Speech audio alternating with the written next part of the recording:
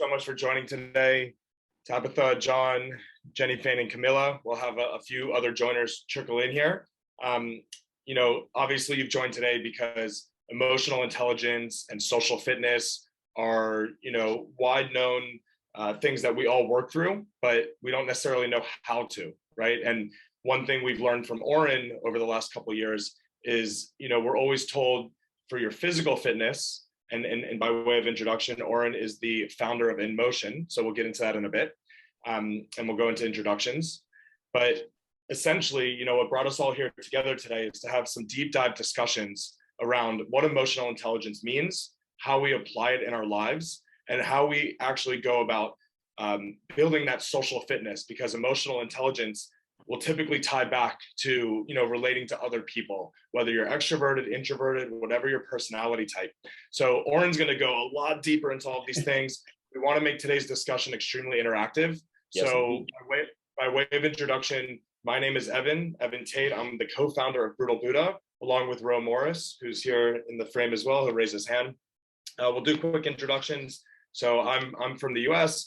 I recently just got back to Hong Kong. So Ro and I both live, kind of back and forth between US and Hong Kong. And we started Brutal Buddha with the mission to help active men seeking balance live longer, healthier lives. And obviously we're starting to expand the community, outside of just men to women as well. But we'll share a little bit more about what we do later on. But today the focus is on Oren and emotional intelligence. So Ro, if you want to give a quick 30-second intro of yourself, and then we'll pass it to Oren to dive into today's session. There we go. Yeah, thanks, Evan. And hey, everyone, good to see some familiar faces, John, a couple of others. I'm really excited to be here. Emotional intelligence is very important to me. I've learned a lot from my man, Oren, who you'll hear from shortly. Evan and I both went through a very in-depth 8-week program with him that is very much life-changing. So I would encourage you guys to, listen today, and regardless of, whether you're interested in kind of pursuing this more seriously or not, I do think it can have pretty big changes and positive effects in your life, whether it's your personal relationships, your family, your friends, or your coworkers, just very, very relevant. So I'm excited to be here. This is our 4th month that we've been running Yin and Yang for our community. And feel free to make this interactive, and otherwise I'll just pass it over to Oren. Yes, thank you. My Brutal Buddha folks, appreciate y'all, and I appreciate everybody joining here today. I'm familiar with a few of you. I may have been texting you, or maybe you're from the emotional intelligence group, where I am a moderator there on Facebook. Even to see a former coworker here, which is pretty cool. Word gets out, y'all. The word gets out. My name is Oren Webb, and I am the founder and head coach at Enmocean.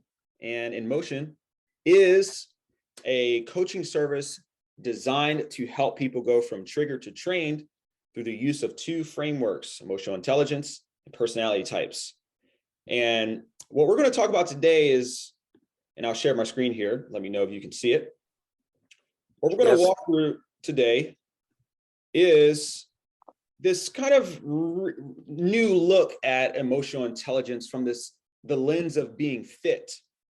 And this is really important for people to understand what emotional intelligence is and how it can actually have a long-term benefit on your life and relationships. And the name of this presentation, y'all, is Emotional Social Fitness, okay? So here's what we're going to walk through today. And like Evan said, it will be interactive. So if you're on mute, I'm coming for you. I'm going to ask you to unmute yourself, all right? If you're not on mute, appreciate you, but also watch your background sound. It may throw me off. So here's what we're going to walk through a little bit today. A quick overview of emotional social fitness, provide you a little analogy so it can stick for you. Relationships and what does different look like, and personality, right? How does personality show up in relationships? Getting in mental shape. So we're going to do a quick little exercise, which is a very straightforward exercise, but it's going to be oriented around self-awareness. And then lastly, I'm going to walk you through the process that I coach folks on how they can become more emotionally and socially fit through the use of type and exploring personality, and also integrating emotional awareness and social awareness into that. All right, y'all. So let's dive on in. Okay. So I got a question for somebody here. What is one muscle group you want to strengthen this year? What is one muscle group you want to strengthen? You know, it could be your quads, you know, your calves, your biceps. My glutes. Okay. Somebody said their boobs. Did I hear that right? The glutes. Glutes. Glutes. I'm sorry. Excuse me. So the glutes. Okay, that's a big one. All right. So here's the thing. Was that Kiana? Did you say glutes? Yeah. Hey. Hey.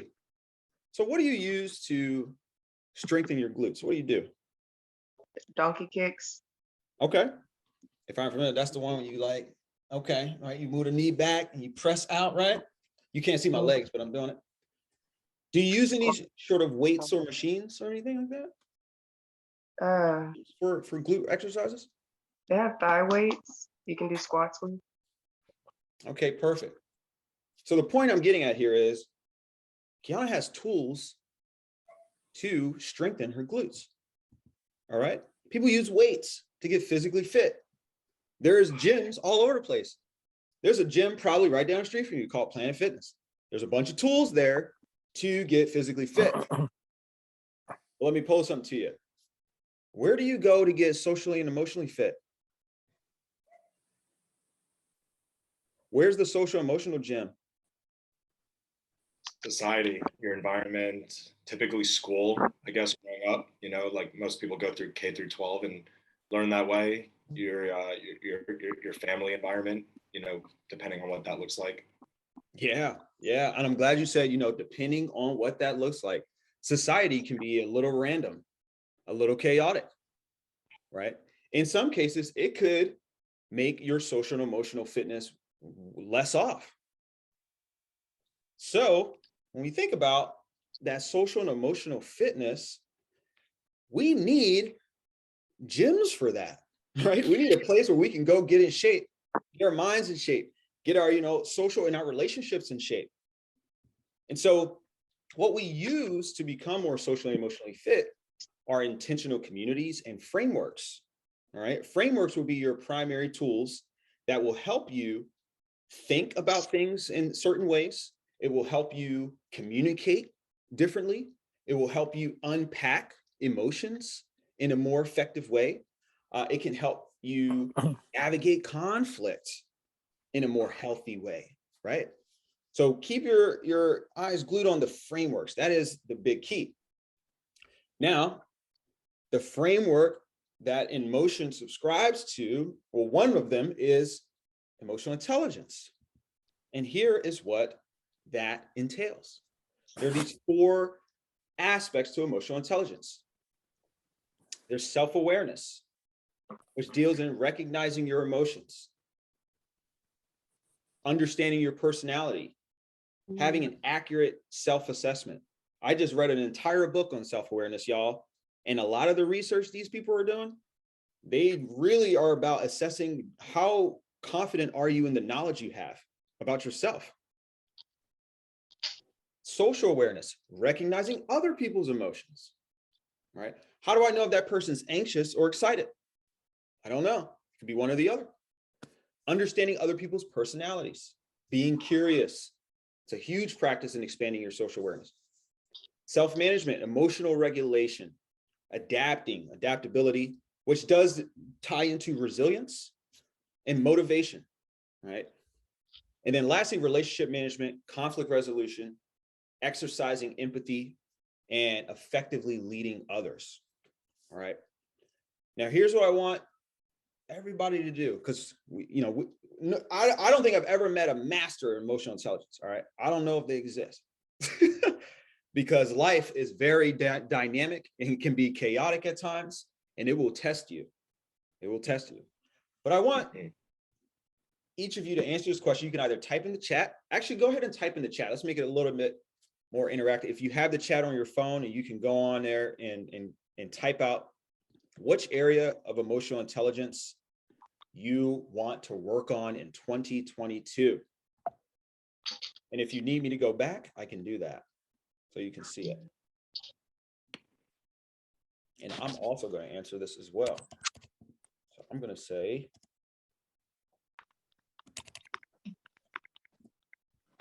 there we go.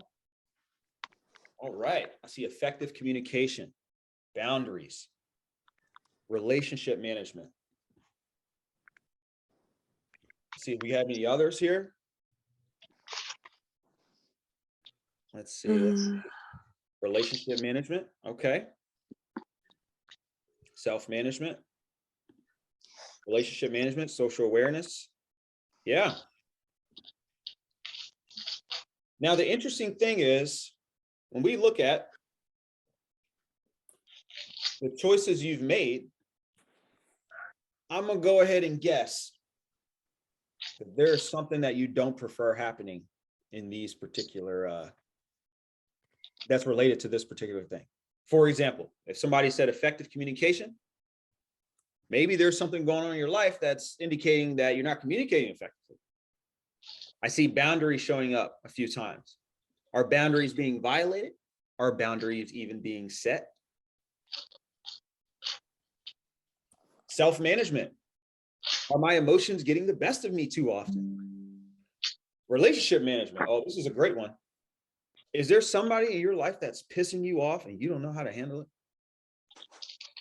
Probably. Yes. Somebody say yes. So this leads me to this next question, right? We all have problems in relationships, problems, personally, right? And how we kind of deal with ourselves or, manage ourselves. But these are 3 areas where a lot of problems tend to show up: at work, in our personal lives, which oftentimes in dealing in relationships, intimate relationships, and family. Now, give me a hand raise if you got a problem in one of these areas: work, personal, or family. Another thing, I've never met somebody that was problemless. Yeah. I have not met somebody that was problemless. The day I will, I'll be sure to email you all and let you know who they are. And sometimes, Oren, at least for me, it's less of like a distinct problem and more of just noticeable areas for improvement, right? Yeah. Where it's like the glass is not, maybe it's half full or 60% full, but there's so much more room for improvement. Absolutely. And I'm glad you said that, because this brings me to part of why I think emotional intelligence training and coaching is not the hottest thing on the planet right now. And it's because of this right here. People tend to develop their emotional intelligence and get more emotionally and socially fit as a reaction to a problem, not as a prevention to potential issues. This is, in my opinion, one of the biggest areas of work that all coaches, all EQ, EI coaches can help contribute, is to try and help people learn to prevent issues as opposed to just reacting to issues. And so more often than not, why are we reactive? It's because of these triggers. Triggers are, right, it could be anything from memories, experiences, events that sparks an intense emotional reaction, regardless of your current mood. And research has shown, in particular in relationships, the #1 trigger, the fastest way to destroy a relationship, is constant criticism. Now, you all are here today. Some of you may be here to prevent some stuff. Maybe some of you are doing this out of a reaction or a response to something you experienced recently. But no matter if it's one or the other, the goal here is to take away an important lesson that emotional intelligence doesn't stop, after one workshop. It's a consistent practice over time. Just like, if Kiana's working her glutes and she stops working her glutes after 1 month, they're not going to be as strong, 8 months later if there's no practice, right? So that is, kind of sticking to that fitness kind of idea. let's go a little bit further into the fitness piece and where the second part of the framework starts to come into play. So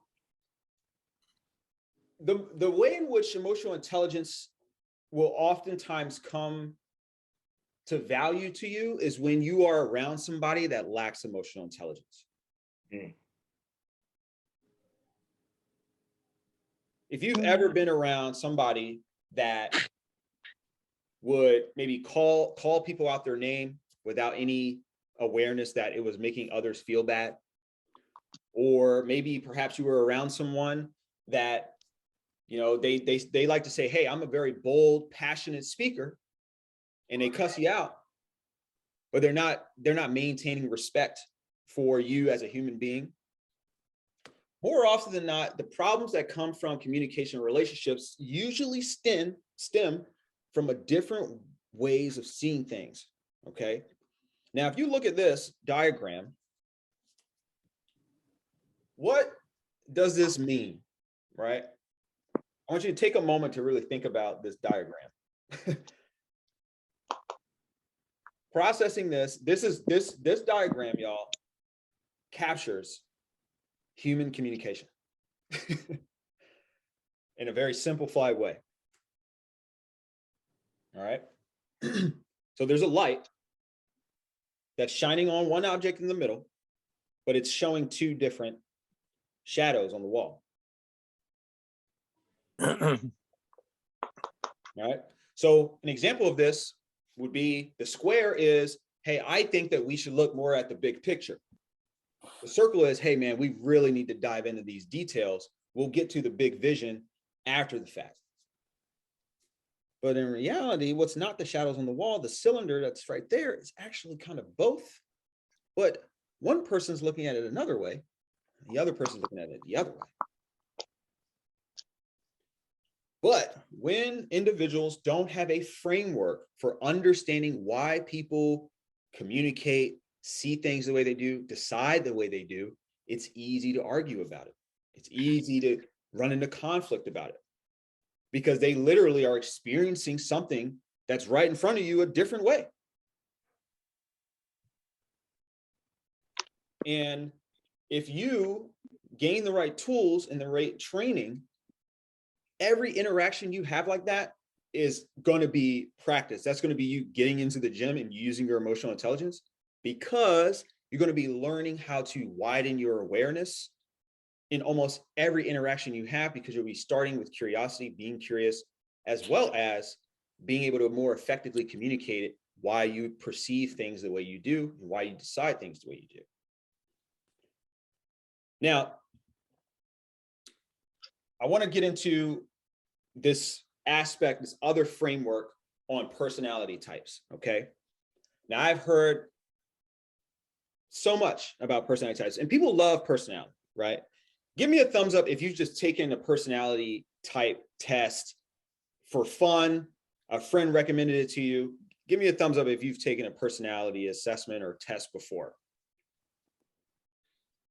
And more often now, when you take these tests or assessments, the actual accurate term would be assessment, but that's a whole nother story. The purpose of a personality assessment is to better describe yourself to yourself or to others. Right? You ever been in a job interview and they're like, Tabitha, explain to me what your strengths are. And you're like, well, all right. Well, I'm really good at this. I'm really good at that. And sometimes we might not have the language to describe how we operate, describe ourselves to other people. Additionally, it can help bring more clarity to what you prefer and what you do not prefer. All right. For example, this kid here in this diagram, looking like he prefers the yellow circle. The yellow square over the navy blue circle. But why, right? Why do we prefer what we prefer? These preferences create the roots of our personalities because they're preferences that are used over and over and over again throughout time. And there's two particular pairs of preferences I want to focus on. And if you've ever done the Myers-Briggs, these terms I'm going to show you are going to be a little familiar to you. personality is how and why we tend to see things differently. All right. So if you've ever taken the Myers-Briggs, you know that there's these 4-letter codes. All right. Now, sometimes people say, man, it puts me into a box. I'm like, well, hey, a lot of things are boxes, right? The fact, you got a lot of labels. Being in a society, you're going to be in a box. All right. But that's beside the point. The main objective of a personality assessment, y'all, is to, again, gain a framework for better understanding of how you tend to operate. Kiana has already shared her personality type preference. We love that. Big fan of INFJ types. So the 2 letters in the middle are really important. It goes to the heart of your personality, right? The core. And let me just briefly explain the sensing intuition, which is how you tend to learn and process information. And I'll give it to you in a short example form. A sensing preference, meaning somebody that constantly learns and processes information using the sensing habit, if you will, they tend to look at things in a very concrete, literal, experiential way. These are the folks you will hear saying, if it ain't broke, don't fix it. All right. I want to stick to what I know, stick to what's tried and true. I like traditions, right? I enjoy that. And I enjoy things that, I'm used to, things that bring me nostalgia, right? Things I've experienced in the past, and also things in the present moment that make me come alive, right? Contrast that with intuiting. People who have this preference prefer to process information in a more big picture, dynamic kind of way, right? They tend to look at the interconnections between things. They tend to be really effective at drawing out the meaning of something, right? That intuition, that sort of inner feeling, that inner kind of, sense of, something ain't right. I don't know I can't point to much, but something here ain't right. So it's that kind of intuiting preferences also tend to be a little bit more future oriented and possibility thinkers. Okay. Now we go to the next pair, which is how you tend to make decisions. Thinking preferences prefer to make decisions and reach conclusions through pro-con analysis, using their logic and reason, typically removing the human being from the situation. I will let you know, the data shows that most men tend to be more thinking preferences. Okay. Most females tend to be feeling preferences. And on the feeling side, that tends to deal with making decisions based on your values. All right. And trying to maintain social cohesion. So I see something going on here in the chat. Okay. We got ENFP. Love that. INTJ. There we go. We got a little relating going on. ENFPs. I always make friends with ENFPs. Love ENFPs. So here's where I'm going with this though. Okay. So if you know about the Myers-Briggs, there are 16 different types. All right. That's a lot of different types.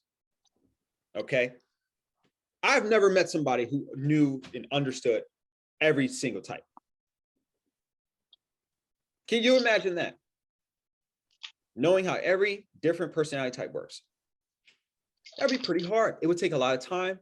You would really have to dedicate a lot of your time and energy to understanding this model and applying it to your relationships, friendships, etc. So what I did, because I'm an innovator, I wanted to make it simpler. Okay.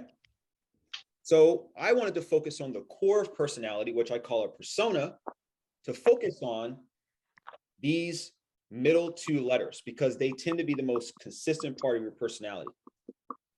So for sensing thinking types, they are enforcers.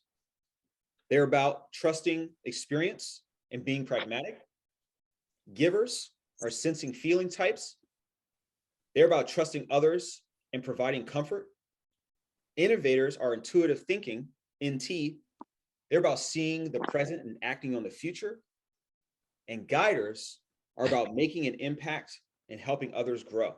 So those are the intuitive feeling types. So now that you have an awareness of the different personas, I want to make you aware that, remember when we talked about preferences? You have that personality type because that's what you prefer. But have you ever thought about the opposite? Right? So Evan, ENFP, ISTJ would be opposite. Kiana, right? ESTP would be opposite of you, right? Bro, right? ESFP would be opposite of you. Does that opposite exist within you? Or is it just gone? Does it even exist? What do y'all think? Does it exist? Give me your yay or nay. Does it exist in your inner world? Yay. Rose says yes. They like, yeah, absolutely it does. How do you know it's there? Somebody tell me real quick. How do you know it's there? How do you know you have an inner opposite? You just don't vibe with each other all the time. Okay. Any other thoughts? I think it's in your decision-making process. I think every time I'm making a decision, I have the choice of going a way, but I prefer this other way. So that kind of goes into my way of thinking. That's what I think. Yeah. Here's what I'll say. So as you're looking at these 4 hearts here, which are indicative of the personas in my emotion little model here, think about the opposite of your little motto for under each heart, right? So for example, the opposite of making others happy is what? What would that be? Making others sad. Yeah, making people sad, right? Okay. What's the opposite of encouraging others? Discouraging. Discouraging others, right? Opposite of designing systems. Maybe you're breaking down. Things are breaking down. You're not designing much, right? Maybe you're destroying some things. Opposite of getting things right, getting things wrong. All right. And here's what I just did. Each persona's common triggers deals with those 4 things, right? There's a lot of NFs on the call. When you're around people that have negative vibes, how does it make you feel? My guiders here on the call. We're around somebody who just got bad vibes, right? You know, they're just pessimistic. You know, they're always looking on the downside of things. Does it make you feel great? Does it make you feel like you want to, you know, how does it make you feel? Guiders here. Yeah, I can jump in. So I'm a guider, and anytime that happens, I definitely feel almost like a strange feeling in my gut. Like I want to change it quickly, or I want to help show, you know, the positive future. But I'm starting to learn through the emotional intelligence work that it's not always in your control. Yeah. Kiana, go ahead. It looks like you're about to say something. Oh, you're good? Okay. So part of the value in recognizing that you have an inner opposite, right? That within every guider, there's an ST. Within every giver, there's an NT. Within every innovator, there's an, you know, SF, little giver, right? You actually have all of the aspects of these personality preferences within you. You just prefer one more than the other. Think about it like your hands, right? You have a dominant hand and you have a non-dominant hand. So for the folks that shared what their personas are, that's your dominant self. But then you have that other side. And that is where emotional intelligence really, really comes into play, y'all. Okay. Let's press ahead here. Okay. So here's what I'm going to highlight for you. This is an emotion wheel. Okay. So for the folks that shared their personality types on the call,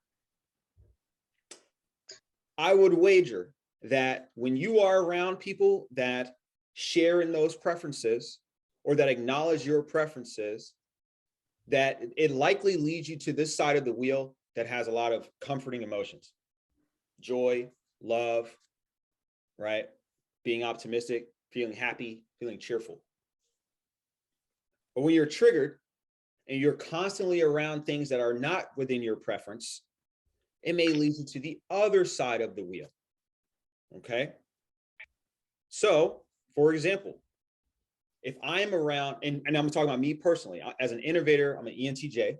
If I am around a lot of emotionally expressive people, like I'm saying, like they're very emotionally expressive, I sometimes get uncomfortable. I used to, but now that I've been practicing emotional intelligence, I'm like, all right, I can weather this. I'm growing in my capabilities here. So here's what I want you all to do. I want you to take a quick moment, right? Now that we've come this far into the workshop, I want you to answer this prompt, all right? And give some thought to your personality, give some thought to what you don't prefer and why the emotion you choose comes up, right? So I'll read the prompt. I'll give you a couple minutes to think through it. And I would love for maybe 1 or 2 participants to share their prompt. So the prompt reads, for the past 30 or more days, I have been experiencing blank emotion the most. This emotion is related to blank situation, person, or thing. And that is why I chose blank as the area of emotional intelligence I want to work on. So this is a little exercise in practicing emotional intelligence, right? We're in the gym right here. So take 2 to 3 minutes to get this workout in. And then I would love for somebody to share.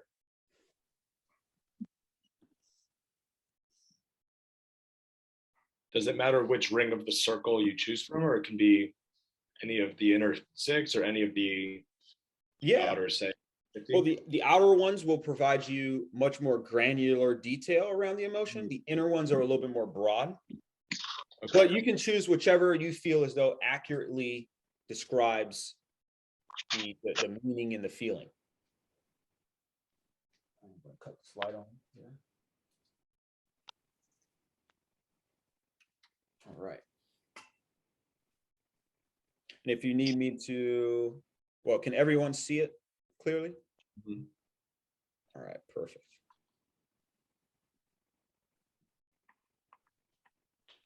All right.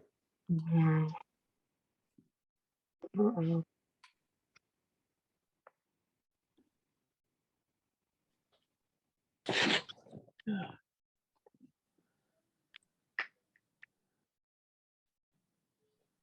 Take about another minute or so.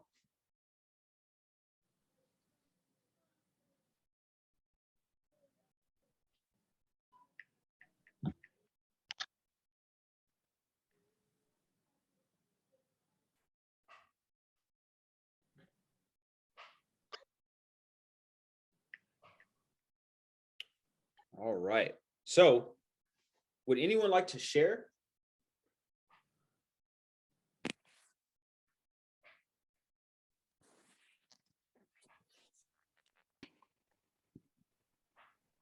Somebody's got an issue.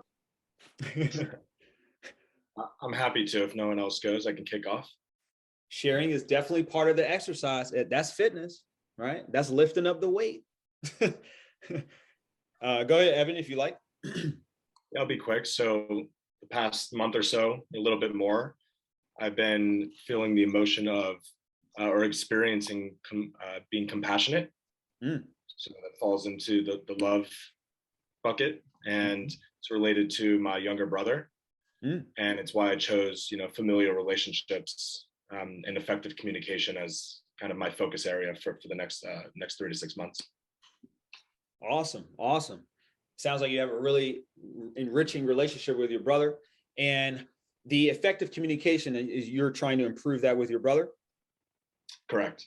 And then with my brother, which also ties into, the way I communicate with the wider family, how involved I get versus the boundaries. I think somebody wrote about boundaries earlier.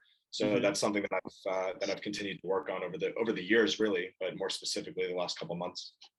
All right. I appreciate you sharing that. Can we get one more to share? I have something to share. Yes, go for it. Is that who's speaking? Camila. Go ahead, Camila. For the past 30 days, I have been experiencing optimism, mainly due to the fact sometimes dealing with family, sometimes they can be a little discouraging sometimes with certain goals. but I've been practicing being optimistic by looking at the brighter side of things and not always expecting the worst out of situations. Wow. Okay. I appreciate you sharing that. And it cut out for a little bit, but did I hear you say you've been experiencing optimism? Yes. Gotcha. Okay. And one thing I would highlight for you is you mentioned, other family members are discouraging. How have you communicated to them, that you're receiving discouragement, right? That you're receiving that, and you're trying to counter to that by being more optimistic, right? So that way their awareness can expand as well. Hey, this is what I'm receiving. What are you hearing, right? Because this is what I'm hearing. But that's something to consider. That would definitely be a more second layer training in working with other people on this. All right. So hopefully this exercise was helpful. I would love to hear from everyone. So if you want to email me what you wrote, I would happily respond and maybe hook you up with some additional questions or anything. But I wanted to do this short exercise in part to really tie things together of emotional intelligence and the personality piece. In part because if you are someone that is experiencing a lot of discomforting and negative emotions, in the fear bucket, anger bucket, sadness bucket, I highly encourage you to really take a look at the things that you don't prefer from a personality standpoint and start to identify those in your current environment. An example of this would be, let's say I often would feel insecure. Let's say I was present to the emotion of being insecure. Looking around in my environment, I know that based on my ENTJ preference, I highly value being competent. If I'm feeling insecure, that is probably because something in my environment is giving me feedback that I am incompetent. What is it? Why is this thing here? How long has it been here for? What does this mean to me? Do I have any power or control over what I can do in terms of my response to this? Who can I get support from? So the part of the self-awareness element of EI here is recognizing the emotion exactly. The second layer is then starting to examine the social context that may be fueling the particular emotion you're experiencing, which more often than not is related to your preferences, your personality in some sense. So we know that we all have, emotions, we have our preferences, and we have problems.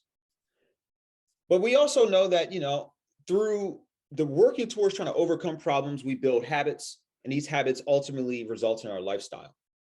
If we don't develop the right habits, like practicing emotional intelligence and trying to become more socially, emotionally fit, these problems may stick around longer than they need to.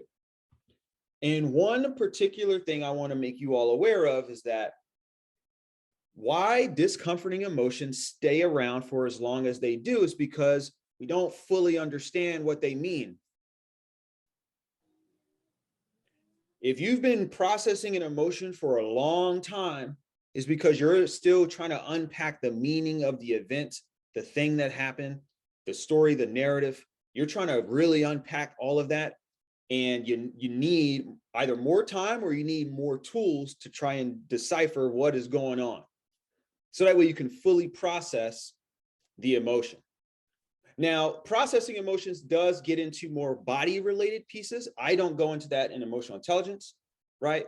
That would be more of the yogic route, the Brutal Buddha route, as well as people who do breath work and other things like that.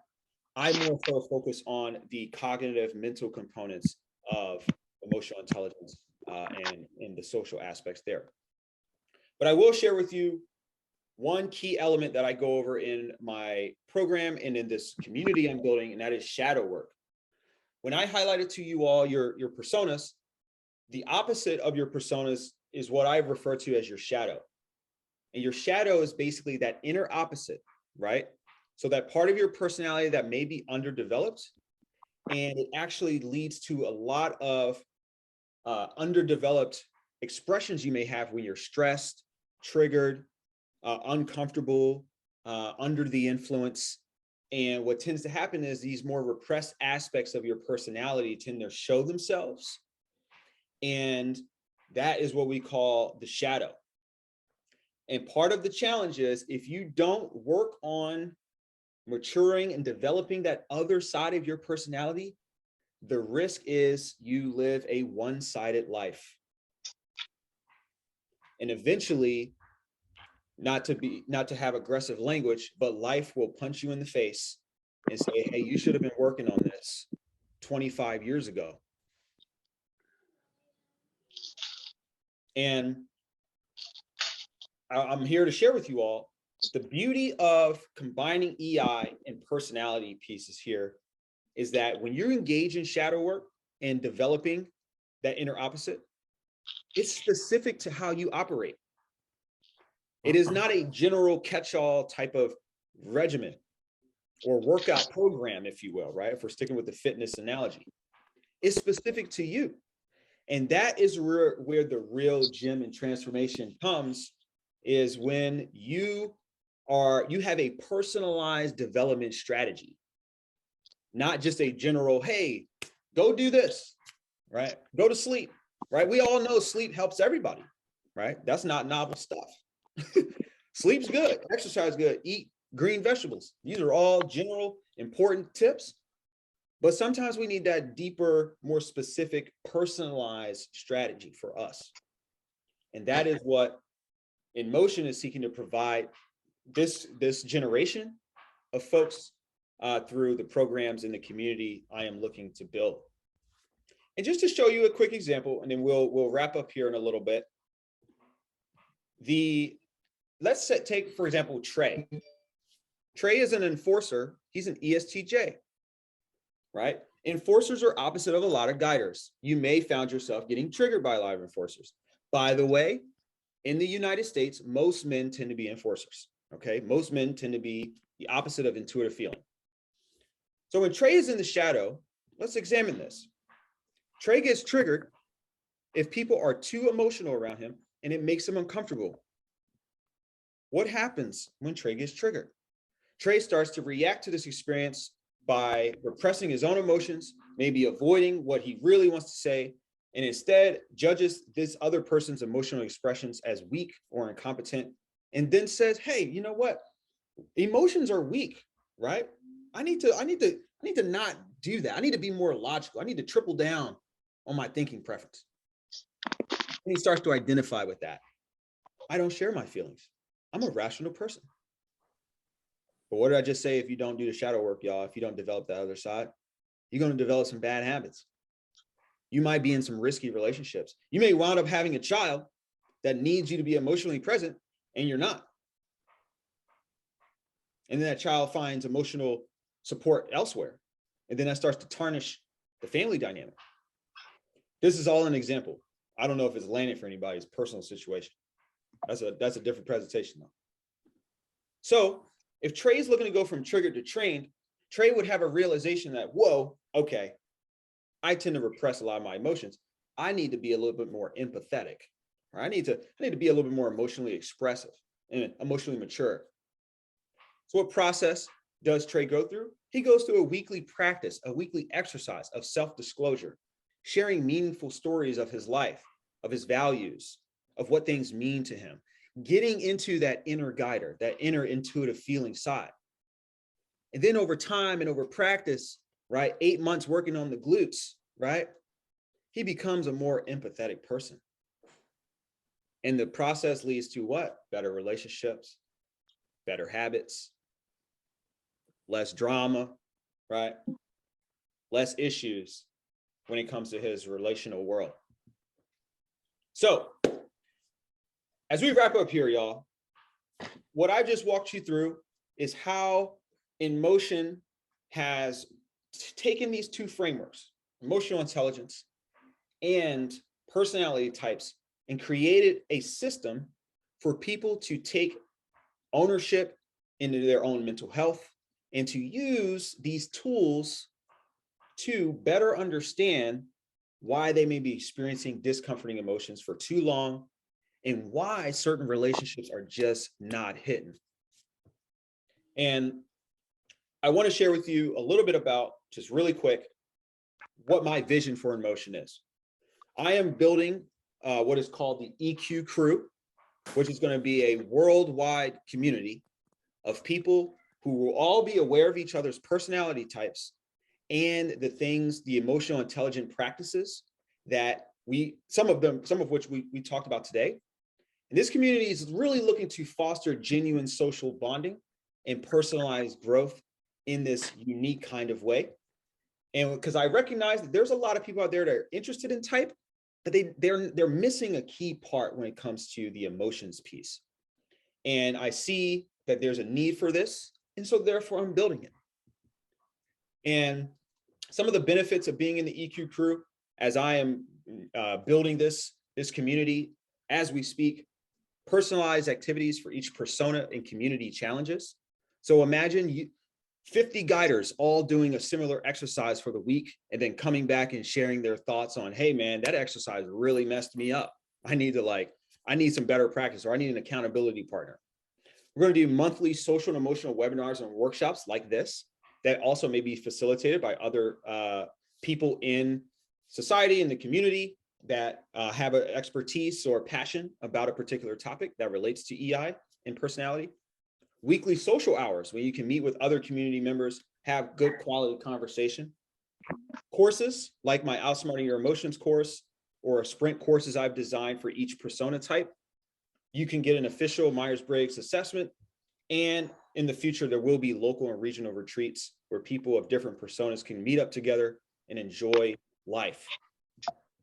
Now, if you want to see somebody that's actually in the EQ crew, this fella here, I will tell you, throughout my programs, I have not had a lot of enforcers come through the program. It is really difficult to get STs to come through emotional intelligence coaching. But I did have one, and I want you all to just watch his quick 50-second video. Hey, what's up, everyone? My name is Nick Gospel, and I recently just completed a life-changing course in emotional intelligence. Emotion was a course built by one of my friends from college, Orrin Webb. Late this summer, I went through some personal issues that helped me realize that my emotional intelligence wasn't at the level that I wanted it to be. In fact, I didn't really have any emotional intelligence. I was very low on the spectrum. Throughout the course, I quickly realized that I was lacking the foundation for EI, and that would be self-awareness and social awareness. Throughout the course, I was able to work alongside Orrin as well as other students that were currently enrolled, and I have since seen a dramatic improvement in my self-awareness and social awareness. This has helped me personally and professionally, and I highly recommend this course for anybody, regardless of where you are on the EI spectrum. So what are you waiting for? Get in motion. He really understood the assignment on the get in motion piece, y'all. So lastly, as I conclude here, if you are interested in joining the wait list for the EQ crew as it expands, there will be a link here that I will email out. It's a short form, and you will be updated when the EQ crew goes live via my website, and you will get an invitation to join. So that is emotional and social fitness, y'all. Questions, thoughts, comments. I know we went a little over, but boy, was that exciting. I had a good time. Any questions, thoughts, comments for anyone?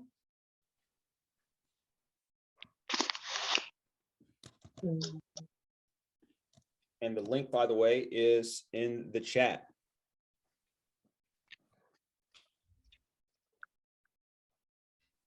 Absolutely, Matt, not a problem. EQforpeace.org. Definitely going to check that out. Appreciate you joining along. How does the community meet up or in this EQ crew? Is it a Facebook group, or what are the details? Yeah, so currently in its pre-development form, we do have an Instagram group where people who complete the Outsmarting Your Emotions program are automatically enrolled to that membership. It will be evolving here in the next 2 to 3 weeks to a login membership site on Enmocean.com, where all the courses will live. You'll have access to it year round, and you'll be able to literally see profile pictures, people's personality types, their interests, all within this little membership portal, which would be very cool. So for example, if you're a guider and you're like, hey man, I need some more enforcer friends because I don't have any, you can go on over and click on their profile and say, hey, tell me a little bit about your type. Tell me a little bit about what you're working on emotional intelligence wise. Yeah, thanks for that, Oren. Yeah, no problem. No problem. Any last questions before we wrap up? Any highlights? Any highlights? Kiana, did you have a highlight? I just wanted to say that I appreciated this webinar. I learned a lot of information, and thank you for inviting me. Absolutely. Absolutely. And the giveaway, if you haven't received the personality playbook yet, expect it to hit your inbox. If you don't have a brand new copy of the new playbook, if you attended today, you will be getting a copy. So thank you all. Evan and Ro, do you want to kind of close us out? Yeah, I can take it home. Really glad that we can partner with teams like yours, Oren. I think it's so important for us to be able to supplement the physical elements of, yoga, mindfulness, going out into nature and working out in the gym with the social and emotional intelligence side. So if you know anyone who's interested in some good gear for workouts or yoga, you can send along the link. It's brutalbuddhagear.com. And otherwise, stay tuned on our channel. We'll be partnering more with Oren in the future. And namaste, Brutal. There we go, y'all. Thank you for joining. Enjoy the rest of your evening. Godspeed, y'all. Take care. Get in motion. That's right. Let's get in motion. Everybody, I'll stay on a little bit. See you, everyone. Thanks, everyone. Thanks, guys. Bye-bye. See ya.